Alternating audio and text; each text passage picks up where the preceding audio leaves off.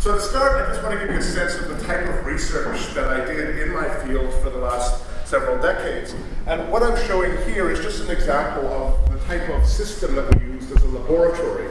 So whereas a chemist would have a mass spectrometer perhaps, or whereas a physicist might have some particle detectors, whereas a biologist might have some other machinery that you use.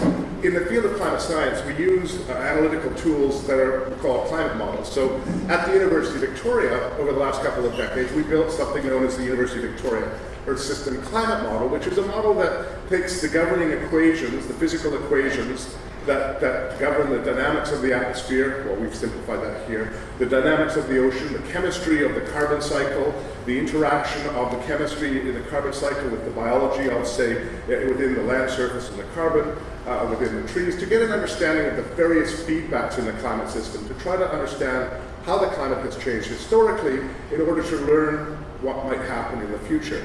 And I'll give you an example of the type of research that we do. The rest of the talk will not be as technical as the first two slides, promise. But I want to frame what I say in the context that I've spent some time in this field, so that we've developed collectively an understanding based on many people around the world working in similar areas. So what I'm going to show here is just the results from a bunch of experiments that were done with this climate model. So a climate model is literally a laboratory that is used to answer what-if questions. What if this? What if that? What if this? Climate models, climate science, and science in general can never prescribe policy outcomes, but it can provide information on which policy is developed and implemented. And in this particular case, what we're looking at is the so-called permafrost carbon feedback. Now, in northern parts of the world, there's a lot of peat. And every year, the top part of that peat thaws as the summer comes forward, and below that is a permanently frozen component known as permafrost.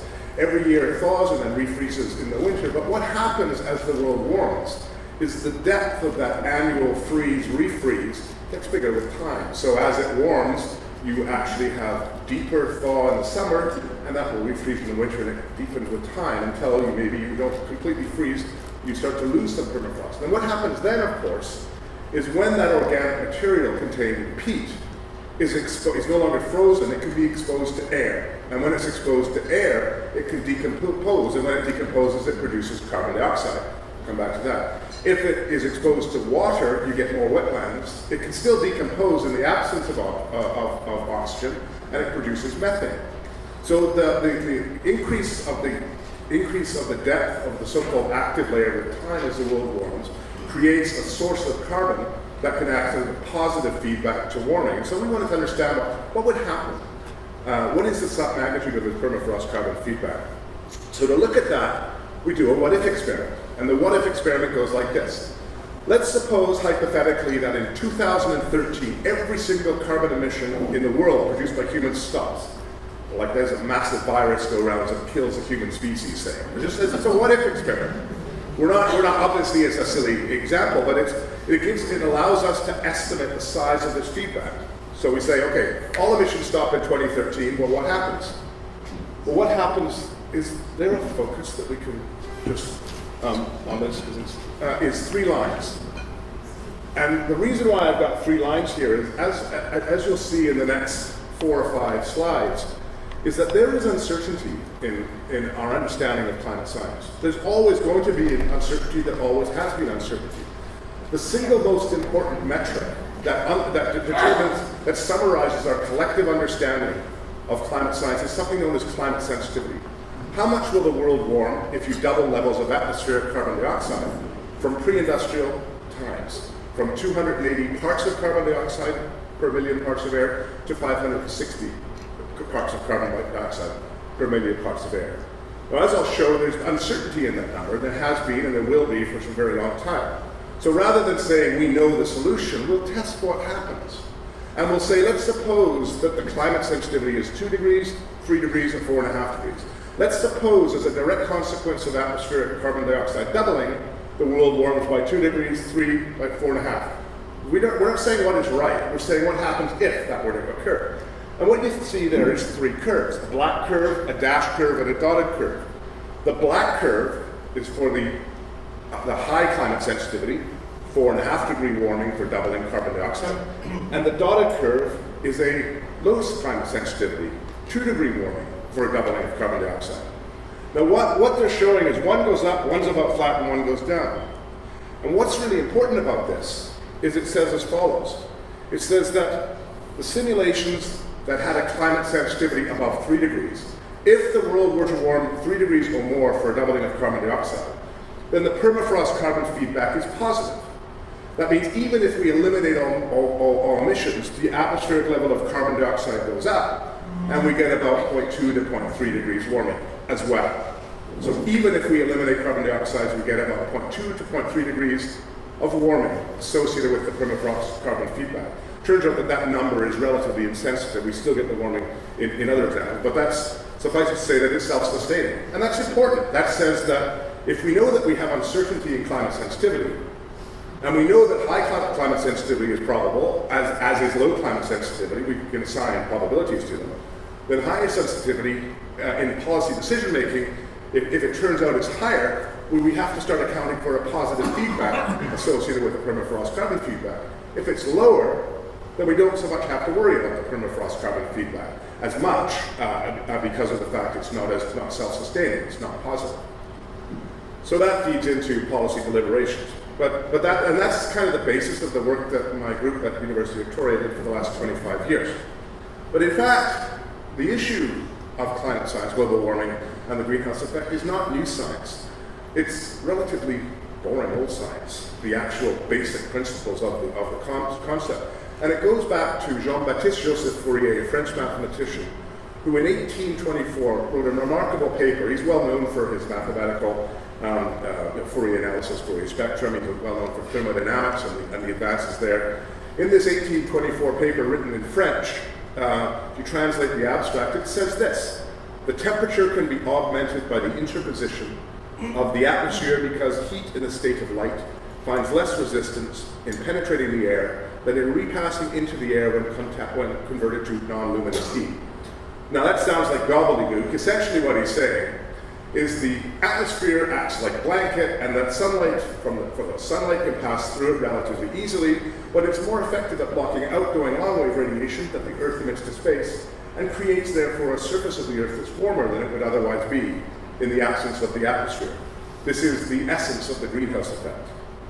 In 1861, as I carefully look at the audience, I note that no one does, this fellow named John Tyndall, known for his outrageous sideburns, but also for the instrument that he developed, which was remarkable.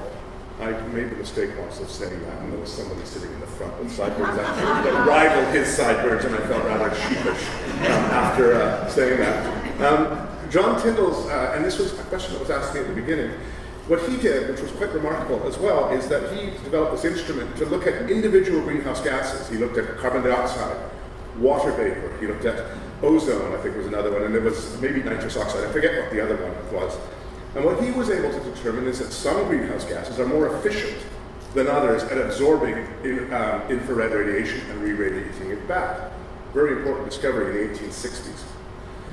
In 1896, this fellow named Svante Arrhenius, who was a Swedish Nobel laureate, was the very first person to estimate the so-called climate sensitivity. That is, he was the first person to estimate how much the world would warm if you doubled levels of atmospheric carbon dioxide. And he found, back in 1996, calculations that did not stand the test of time, that he would argue that between 5 and 6 degrees warming would occur globally as a direct consequence of doubling atmospheric carbon dioxide levels. In 1936, we got the very first multi-century projections of climate change. That is, Guy Callendar decided that he would try to understand what would happen in the centuries ahead as a direct consequence of human activity. In fact, what he did, of course, is start by making an assumption, as we do in all areas of science. And his assumption was that the emissions of atmospheric carbon dioxide from industrial activity were invariant, stayed the same, from 1936 onwards.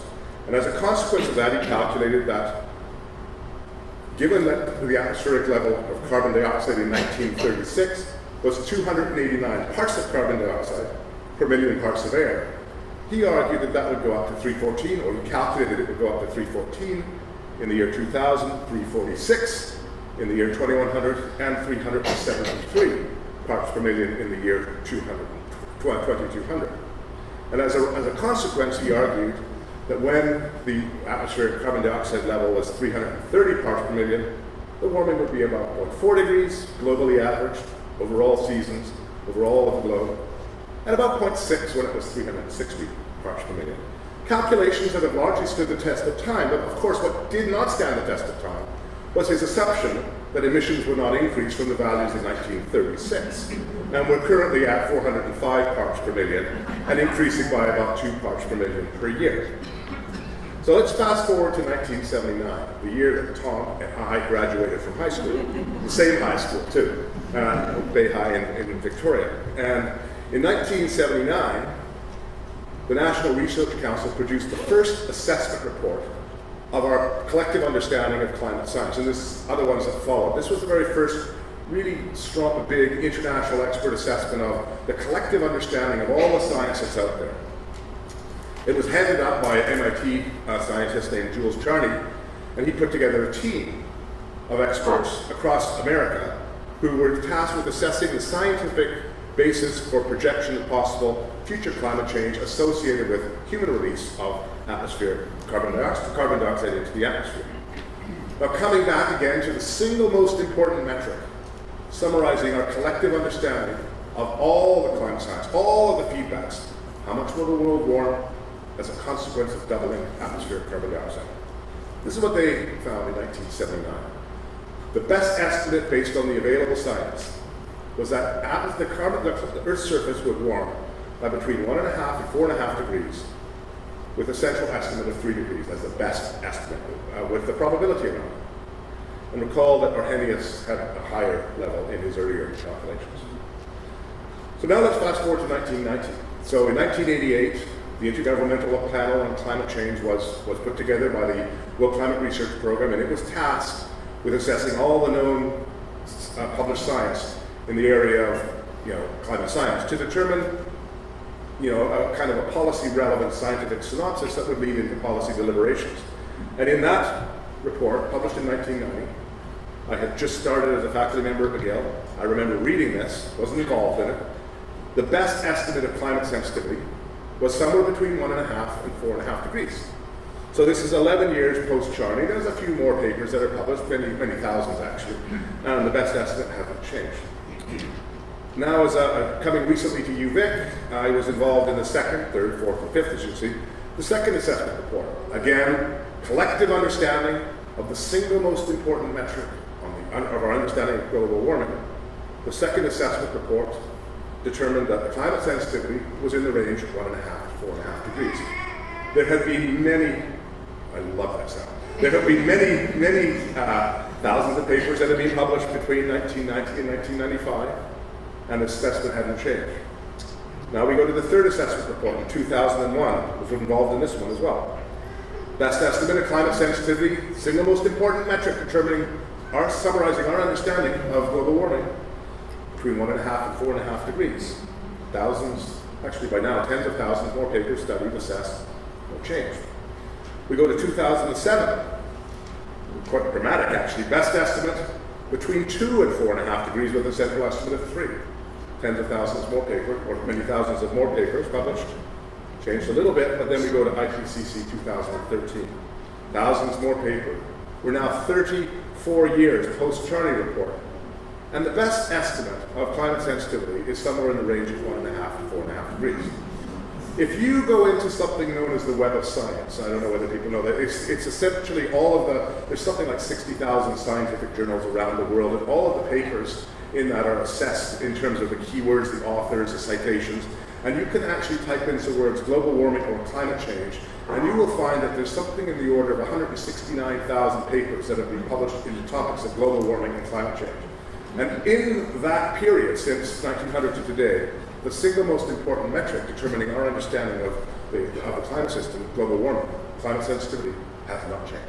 We've learned so much about this problem. We've understood feedbacks. We've reduced uncertainties here. We've found uncertainties there. We've reduced those uncertainties, found another. But the single most important metric hasn't changed. And in fact, you could summarize the 2013 report. Again, I was involved in this. A little more complex when you're writing chapters as you're running an election campaign, but nevertheless. It can be summarized, I'm not even going to read that, in this. More of the same with greater certainty. We're more and more certain about this range, and we're more and more certain about this problem. And at some point you have to look and ask the question, do we need more science to define up to us what this problem is? Or is it perhaps a problem that we should really be discussing whether we should deal with or not? So what is the problem? Well, we know the world is warmed. Despite the fact that more than 40% of US Republicans believe that there is not solid evidence that the world is actually warming, akin to not believing in the existence of thermometers. I kid you not, more than 40% of Americans do not believe there's solid evidence that the world is warming. We know it's warming. I mean, there's the data. The data there is showing the world's, the anomalies, or how much it's warmed relative to the 20th century average, and we know it's been warming quite dramatically. And we know that 2016 was the warmest year on record, and 2015 was the second warmest year on record. And we know that 2014 shattered the previous record in 2015 shattered the previous record in 2014, which beat the previous record in 2010, and then that beat the 2013, that was higher than 2013, which was in the top 5 as well. If you type global warming in the blog, you'll actually see people saying it's been cooling in the last 10 years. At some point, I would encourage you to go and look at the data, because to say that it's been cooling in the last 10 years requires you to do this. You go to 1998, you pick that point there, you ignore all the recent data, and then you pick that point there, and you draw, or even that point, and you draw a straight line between those two. That is the level of the scientific discourse that we see in many of the blogs about when we start to see there's this great uncertainty in the scientific discussion of climate change. And I kid you not, type in the world's been cooling.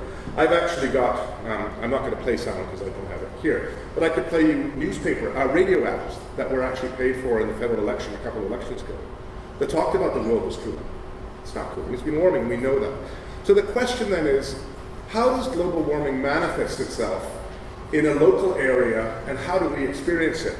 And this image here is absolutely priceless in terms of demonstrating that. And why it's priceless is you can't discern anything on it, but it says it all in color. And I apologize if you're blue-green colorblind and I don't get the colors. So what is shown here is what's known as summer surface anomalies relative to the 1950 to 1951 to 80 mean. So what does that mean? It means let's assume that the normal climate is defined over the period 1951 to 1980. Why do we pick that? Because if you look at the global warming temperature, it's relatively flat over this time here. There's been some cold. So that's going to be defined as normal. And so what you can then do is say, okay, if we're going to define that time period, 30-year period, as normal, let's look at other years relative to that normal. But what we're going to do is we're going to plot this in a unique way. Rather than say we're just going to plot the magnitude of temperatures around the globe in the summer relative to normal, we're going to plot something called standard deviation of the summer temperature above normal. So what does that mean? So the actual, whether you have the background and you know what standard deviation or not is irrelevant. What's relevant is that you would expect in this map, by pure chance, that about 31.7% of the globe would be covered by anomalies, different from normal, in any given year, where warming was more than 1 standard deviation above normal, and cooling was more than 1 standard deviation below normal. You'd expect about 5% of the globe in any given year to have warming that is more than 2 standard deviations above normal, and cooling that's about more than 2 standard deviations below normal.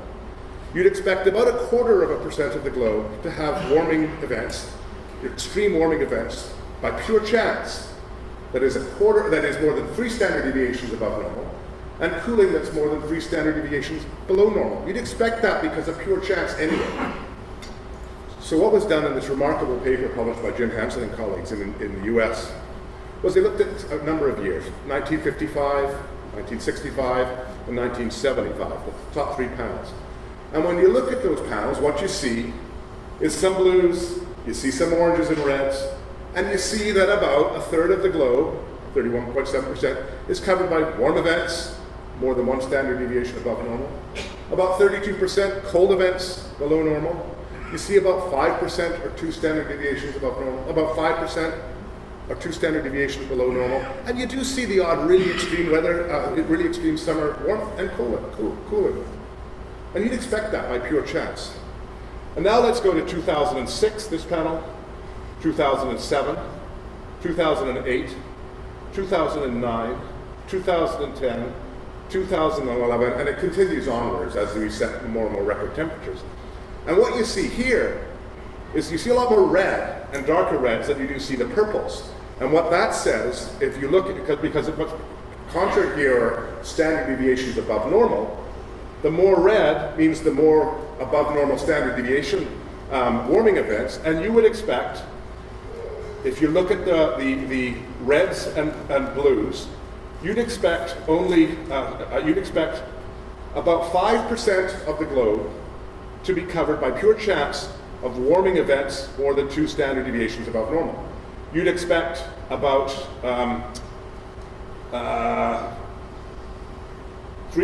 about 1/4% of the globe to be covered by cooling events that are more than 3 standard deviations below normal, and warming events more than 3 standard deviations above normal.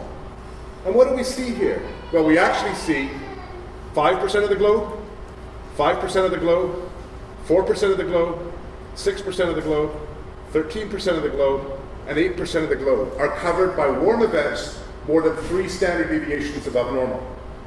So we'd expect to see, by pure chance, 1/4% of the globe covered by warming events more than 3 standard deviations above normal, and we're seeing between 4 and 13% of the globe above normal. But that doesn't mean you don't see cold years. Now let's look at India as an example. In this year, 2006, India has actually got cool temperatures. So while it's shattering records in the Indian Ocean and in eastern Canada, India is actually below normal. You go to 2007, northern India below normal, southern India a little above normal. So these guys think there's no such thing as global warming. These guys may think it's just a problem with the south, not the north. We go to 2008, it's actually 3 years in a row in northern India where it's cooler than normal. Like, this is all nonsense, global warming. And then we hit 2009, we get a normal year. 2010, lots of hot. 2011, it got cold again. So it's actually quite hot this year, cold event. So in India, it's gone from cold, cold, hot, hot, cold. It's not warm, warm, warmer, warmer, warmer. Whereas, in 2010, if you were living in Moscow, in Russia, you were shattering temperature records. In 2010, they were shattering temperatures in Europe. If you go to 2009, the summer of 2009, it's actually cool in central Canada and Chicago, and so there's no global warming that year. But 2009, you're shattering records more than 3 standard deviations above normal in the western equatorial Pacific. So that is actually part of the problem in terms of people understanding, is that people experience weather. And because everybody actually experiences weather, everyone's an expert in climate change. Just like because everybody goes to school, as teachers in the audience will know, everybody's gone to school. Anybody who's been a teacher will know that every parent is an expert in education. Just ask them and they'll tell you. Right, Tom? Yeah. Sorry.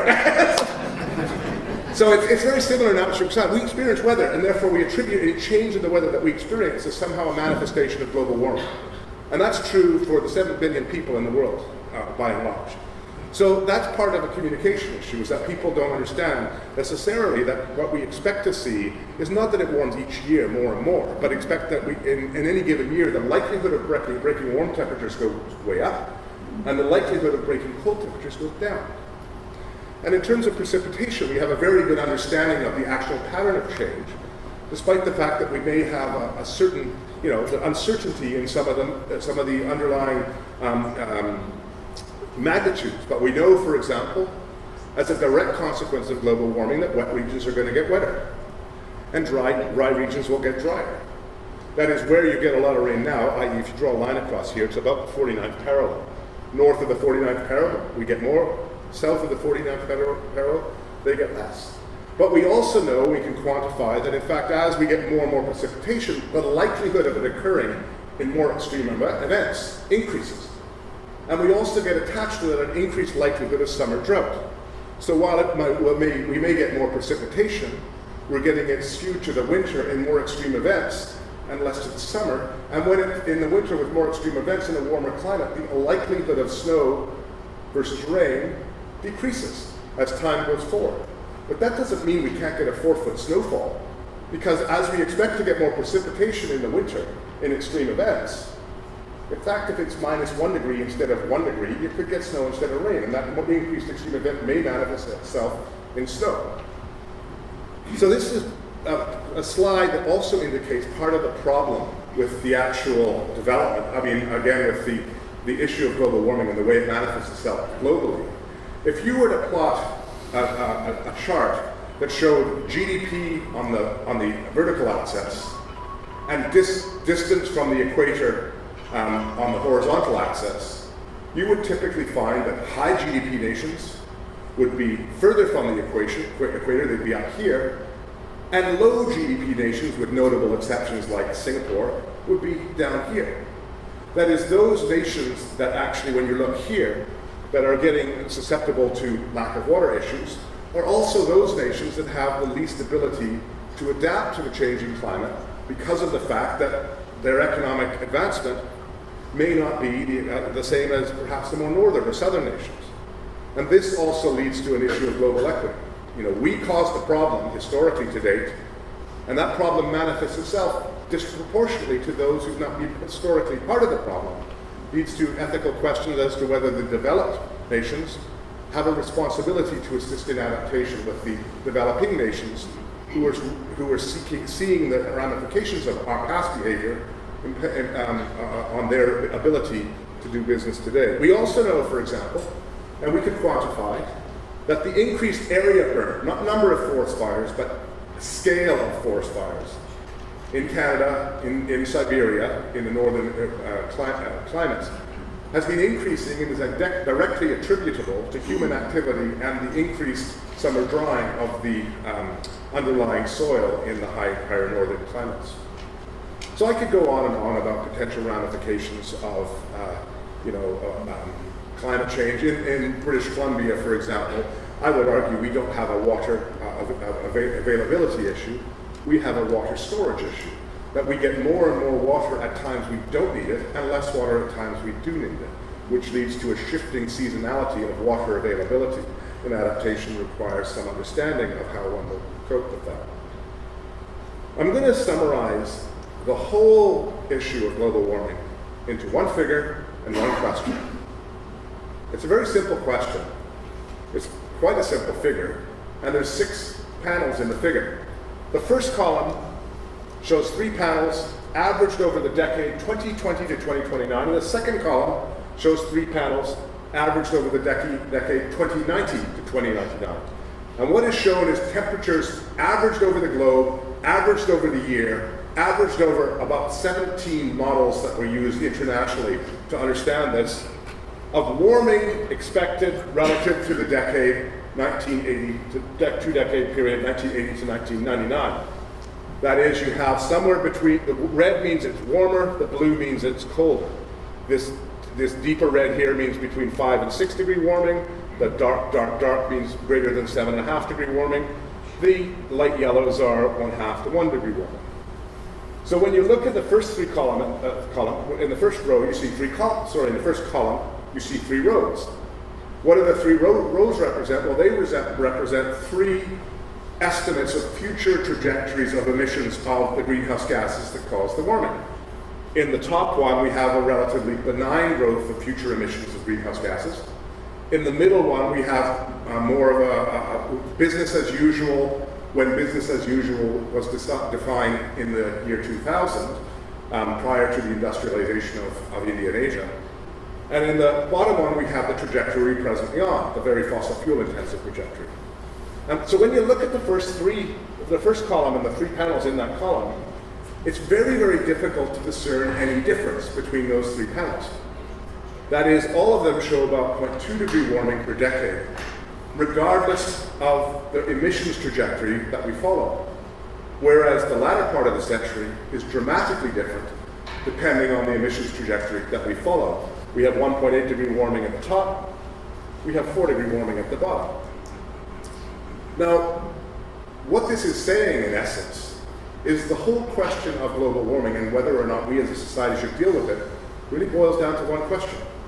Do we, the present generation, owe anything to future generations to the quality of the environment that we leave behind? The answer may be no. The answer may be yes. And science cannot answer that question. Only society can answer that question. And there are a bunch of different belief systems that come to play when thinking about this question. There are faith-based belief systems that come into play. There are belief systems whether or not you have children. You may not think about intergenerational equity.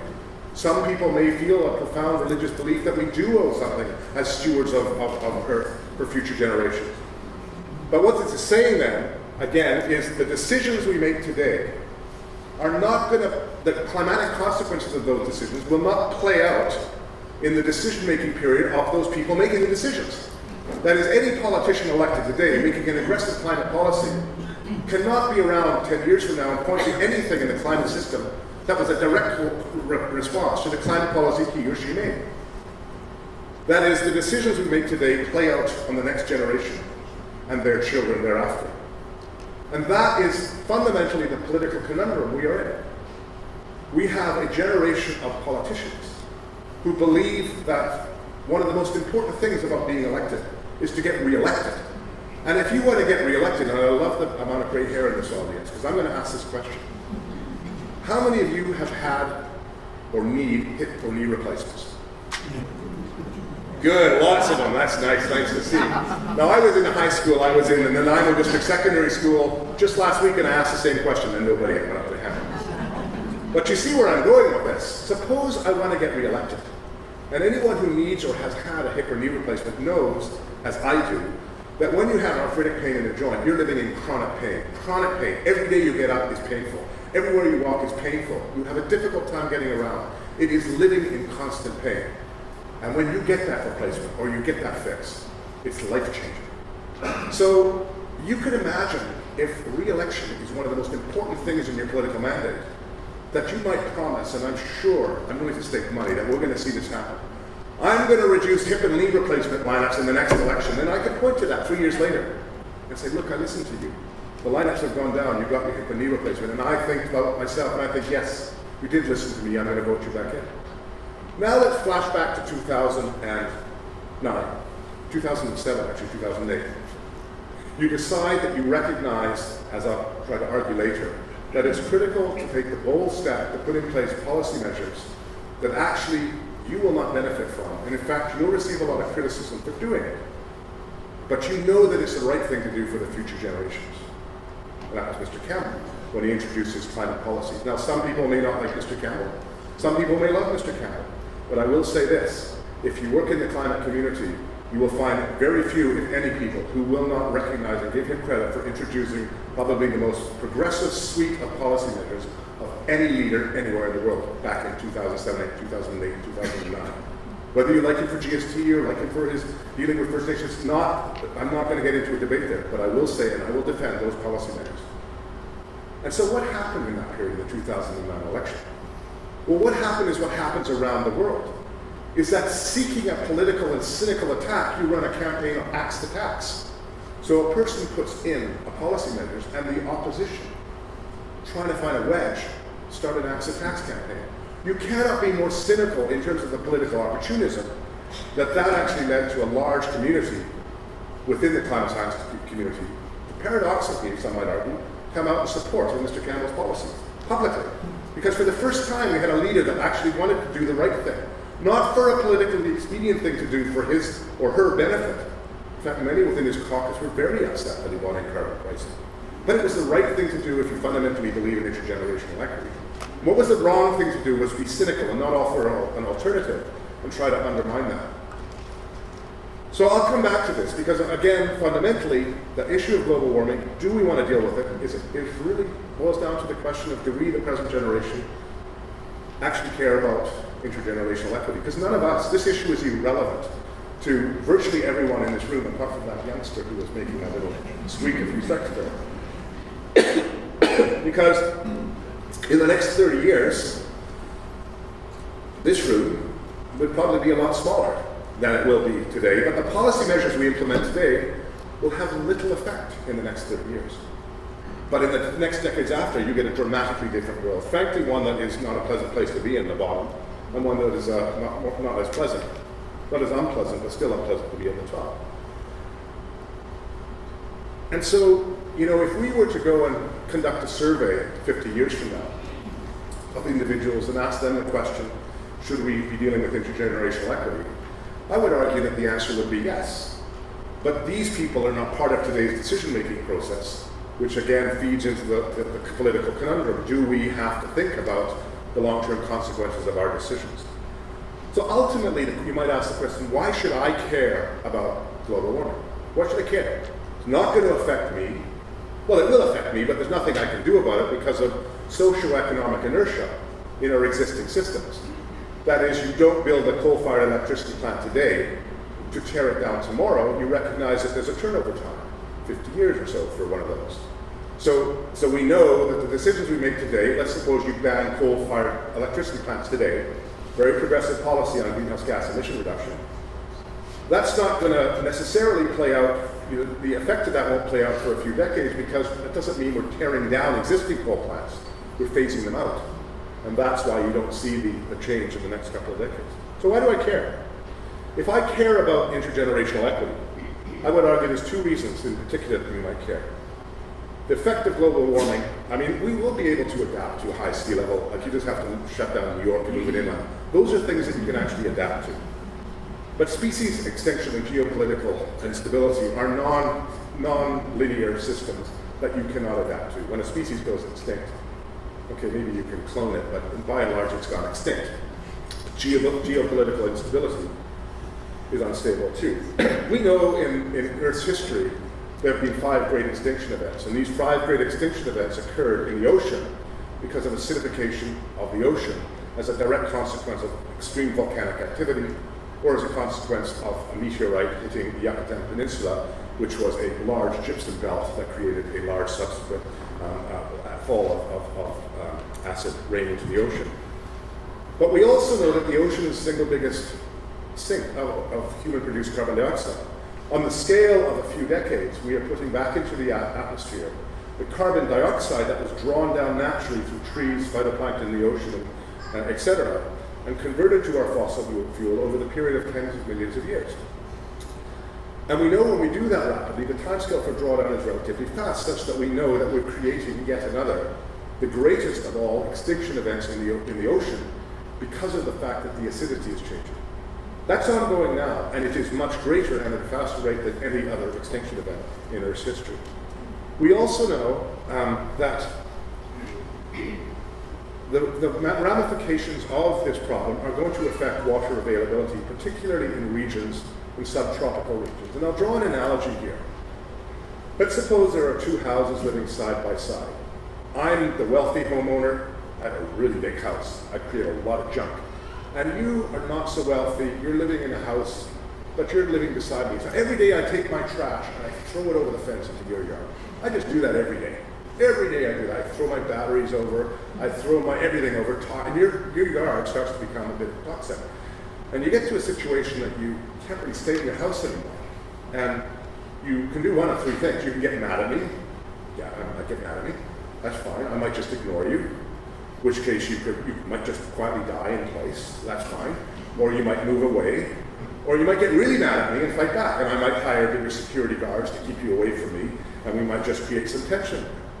Now the analogy is quite direct in terms of global warming, is that the problem of the wealthy nations that were created by the wealthy nations is disproportionately affecting the subtropical, the poorer nations, who don't have the economic ability to adapt.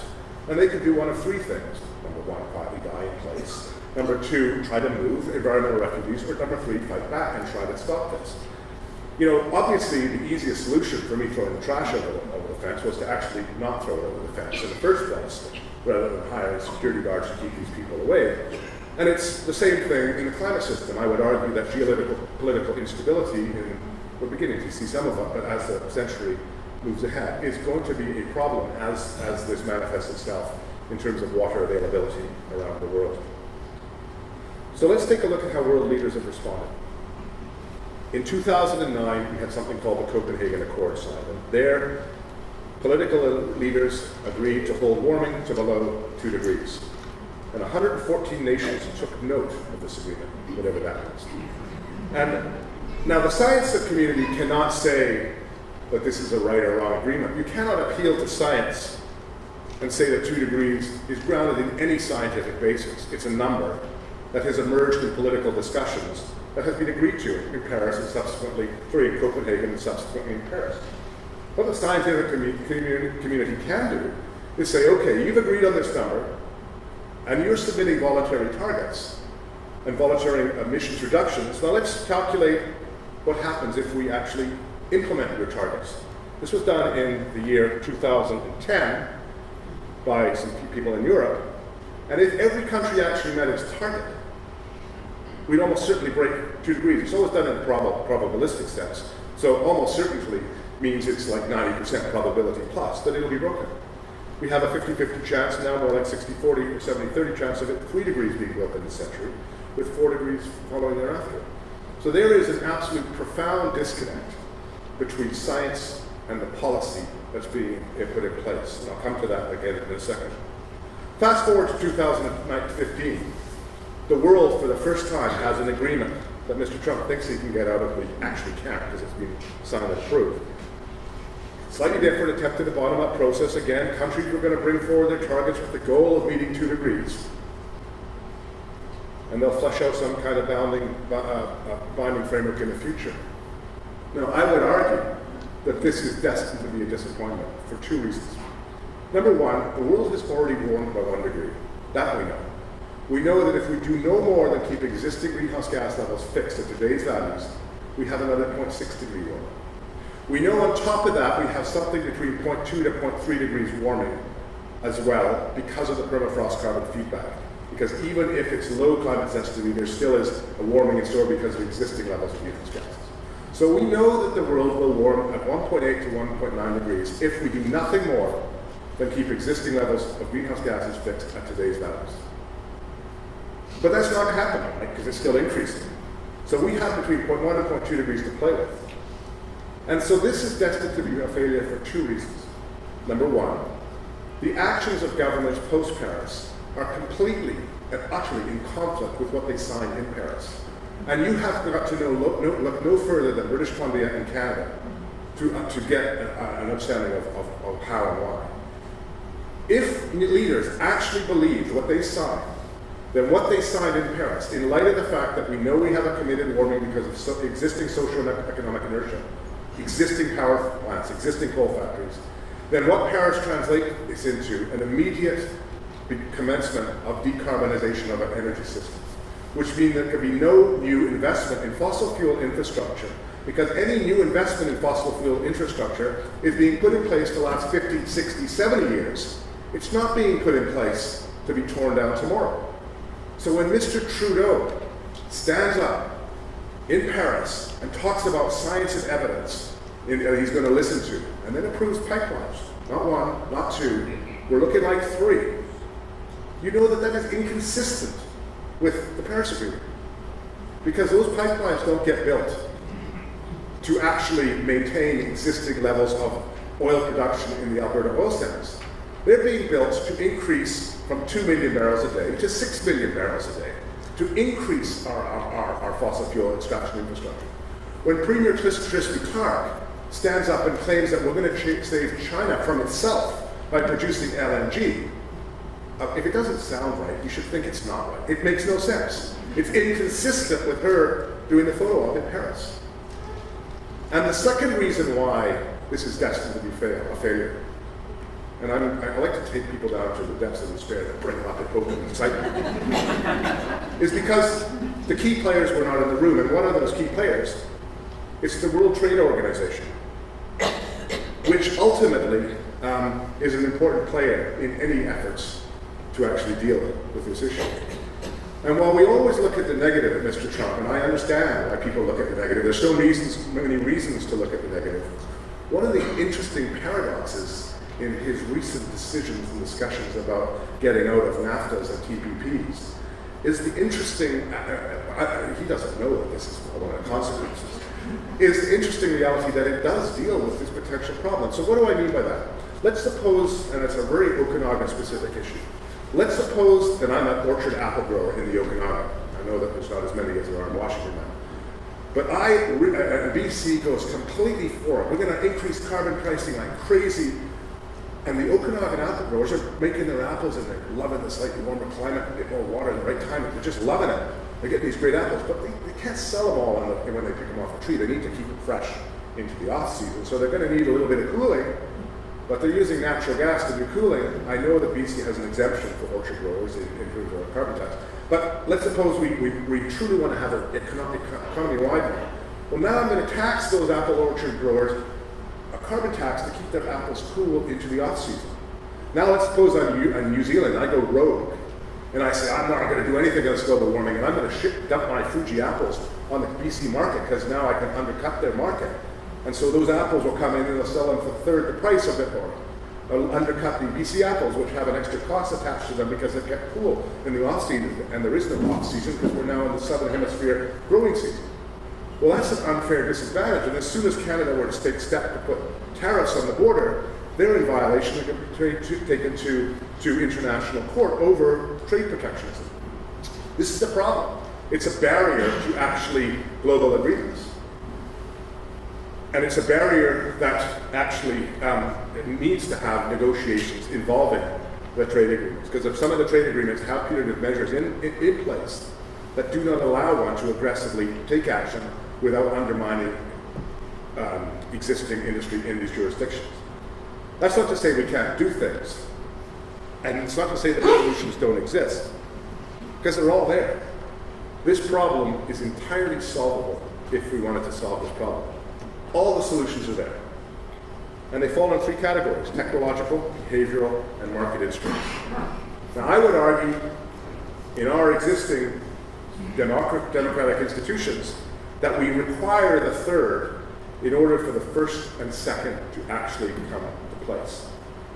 The second follows by the introduction of the first by a diversity of those early adopters that create the market and the social norm so that the masses follow and take up the solutions. And what are the solutions? What are market instruments? Well, they can be beautifully illustrated using the concept of the tragedy of the commons. So I'll do two direct analogies, one with farmers who own cows, but the public own the land, and a lake filled with fish, and we'll make some determinations here. So let's suppose that there's a lake filled with fish, or let's suppose that the lake is public. The public own the lake, and the public own the fish in the lake. Or the fish would argue they own themselves, but the public, in essence, own the lake and the fish. Same in this case. The public would own the grassland, the pasture, the crown land. It's owned by the public. Everybody has a stake in this land. But now let's suppose I'm a farmer and I want to determine whether I should put a cow on that land. Or let me suppose I'm a fisher and I want to determine if I should pull a fish out of the lake. Now I'm going to do a traditional cost-benefit analysis. It goes like this.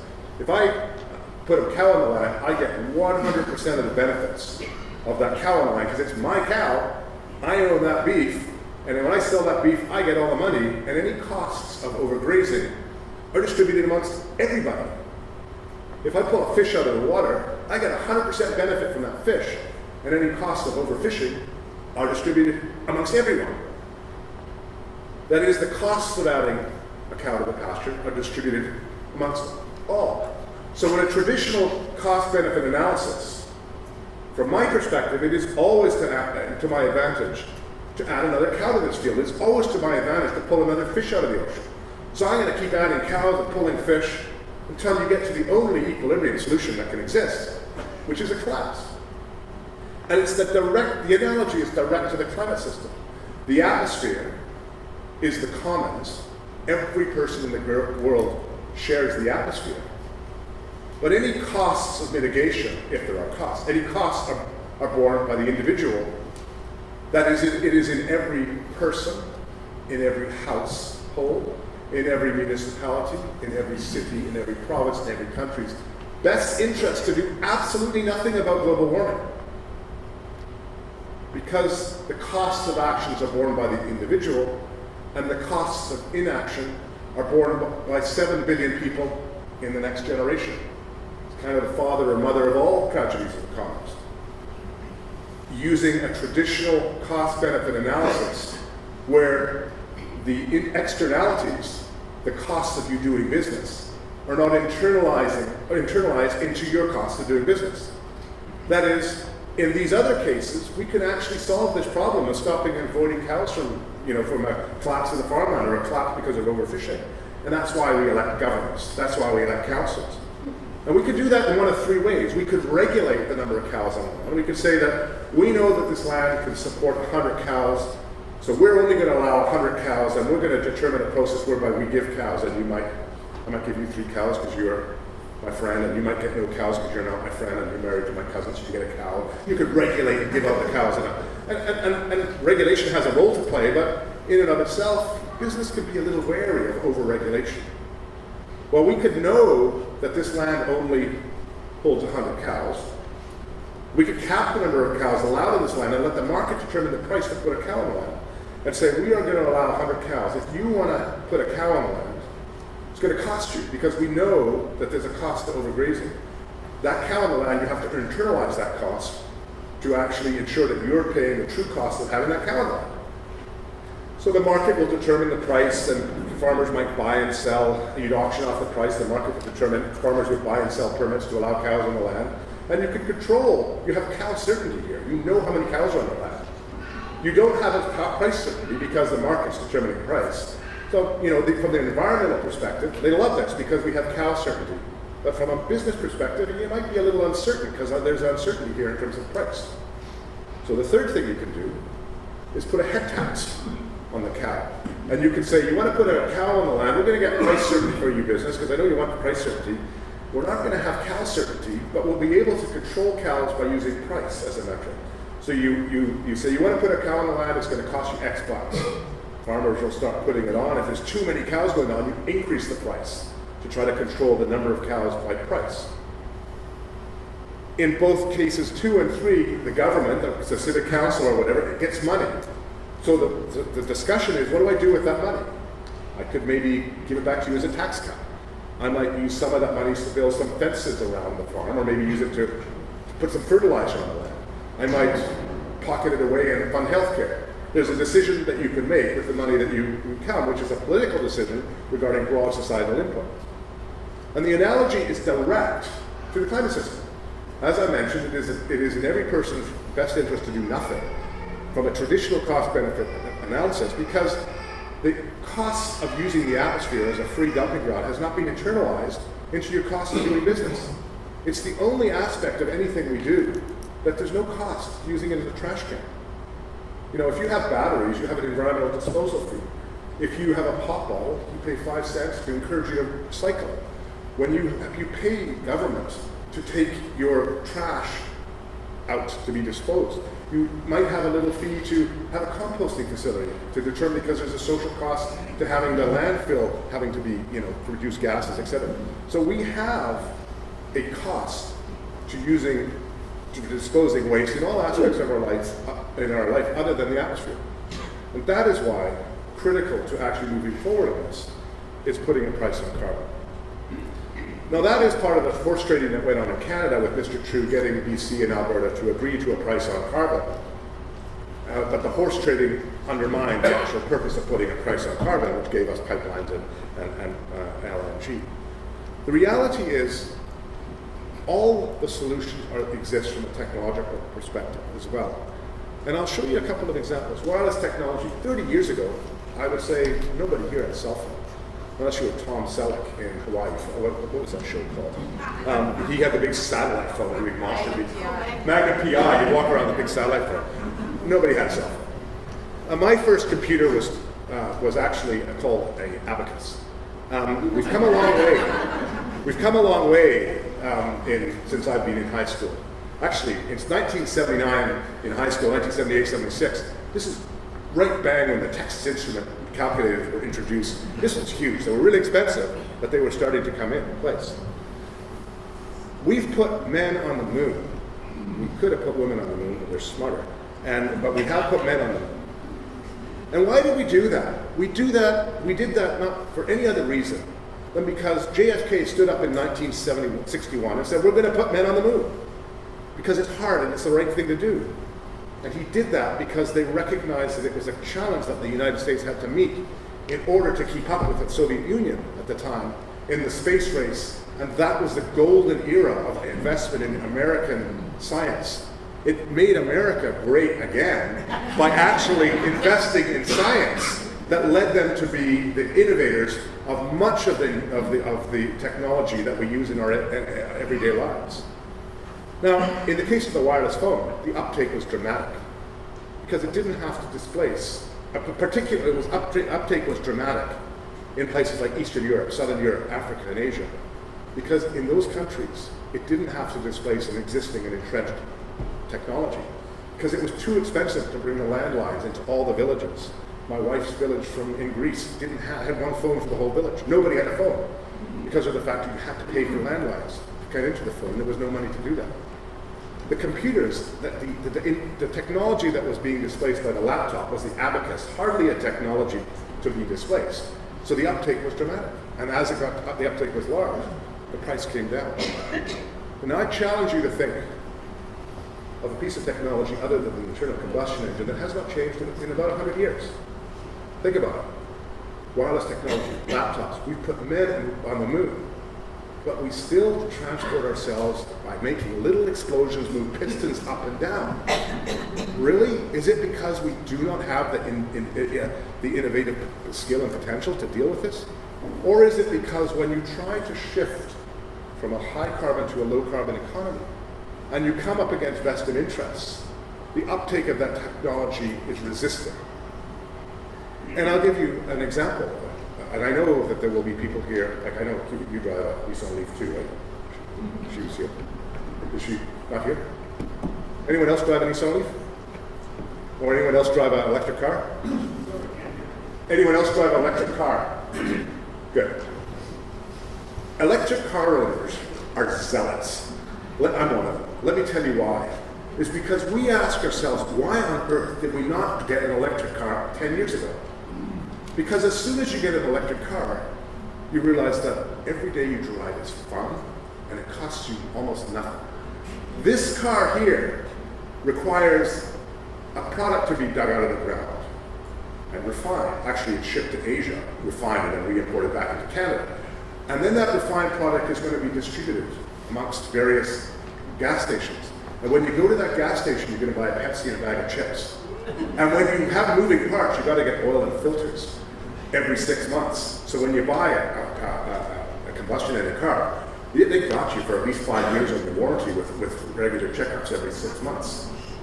When you buy a Nissan Leaf, which is what I am, I was asked to come in for a servicing, and I said, what do you do in your annual servicing? Oh, change the windshield oil. Literally, that's what he told me. I said, you gotta be kidding. I can do that. So, and it cost me 1 cent a kilometer drive. I've done 22,000 kilometers in 18 months, which has saved me something of the order of $3,000 in gas in 18 months. And I pay zero in maintenance. And I will pay zero in maintenance next year, and zero in maintenance the year after, and zero in maintenance the year after that. And I will pay 1 cent a kilometer. But they don't want to sell you a Nissan. If you can't go to the lot and find, I'll take the pink one, not the yellow one. Because there may be, if you're lucky, one on the lot, because there's a resistance to sell. Because when you sell the Leaf, you're not selling the maintenance package that goes with it, and you're running into resistance with other aspects of it too. The problem then is that I would argue, and I hope I've convinced you, particularly with the fact that we've 169,000 papers published in the field of climate science involving global warming or climate change, and still climate sensitivity, best estimate, 1.5 to 4.5 degrees. I would argue that we've done our job as scientists. We don't need more science to tell us what the problem is or what the solutions are. What we need is political will. I would argue that scientists have not done their job. Some scientists have done their job, but we need politicians to do theirs. And I would argue that they're not. And so you have a couple of choices. You can sit around and complain. We're really good at that as Canadians. Or you can get engaged in our democratic institutions. Now, this is where you may think that this talk gets political, but there are some, I know at least one person who's had a child who's come to my course at the University of Victoria called Climate Society, and this is the last lecture I give in that course. And I end the course like this, and I have no intention of going into politics. I end the course like this. I say one can either sit around and complain, or get engaged in our democratic institutions and try to make a difference. And then I would show them this figure. I'd show them, I've added the last 2 years because I've been teaching this for so long. I'd show Canadian voter turnout as a function of time, and I'd break it down by age. Over the age of 65, between 70 and 80% of people vote in the Canadian elections. Under the age of 24, between 18 and 24, historically between 30 and 40% or so voted. Trudeau brought out a big increase in the youth vote. So again, if policymakers are making decisions, often they cater their policy to those they know will vote. Get the knee replacement lineups. And we know that 70 to 80% of seniors vote, and we know that youth do not vote. Yet I hope I've articulated that global warming is not a problem that's going to actually affect the seniors of today. It's an irrelevant issue to me. I don't care about global warming. It's not going to make any difference in my lifetime. But it'll certainly be a difference. I do care deeply about it, but it certainly will have a difference in my children's lifetime. And I fundamentally believe that I, as a human on this planet, have a responsibility to be a steward of what I've been blessed to actually be given myself for the next generation. And I would argue that to the youth then is that you want change. You're not participating in change. And they would say to me this, maybe it was your daughter who was, I can't remember who you are, who said this. They would say, nah, they're all corrupt. They're all the same. They're all in it for themselves. And I would say this, well, if you don't like it, think about running yourself. If you don't like it, try to find someone you can believe in to run. And I taught this course for about 7 years. And then I watched in the 2012, 2013, all the good work that Mr. Campbell had done on the climate file. I'm not even going to touch outside of that. Get unraveled by a premier who started promising the impossible, which was delivering into liquefied natural gas. Saying the same thing for 4 years. It wasn't going to work then, it's not going to work now. Guess he was right. And an opposition who in 2009 ran a cynical campaign, Axe Attacks, and I had no idea what they stood for in this. I couldn't stand by and teach that course ever again without actually practicing what I preach. Couldn't run with the BC Liberals. Couldn't run with the BC NDP. So I ran with the BC Greens, a party that had never elected anyone before, as a matter of principle. And lo and behold, in Oak Bay Gordon Head, perhaps the most conservative riding in the province of British Columbia, and I mean that with all sincerity, the cabinet minister, Ida Chong, had been there for 17 years. And when in British Columbia there was one member of the Conservative Party of BC in office, it was Dr. Scott Wallace in the riding of Oak Bay Gordon Head. We went green. I was like, okay, wow. So I would argue, if the riding of Oak Bay Gordon Head can go green, then every single riding in the province is game on for the 2017 election. So with that, I'll thank you.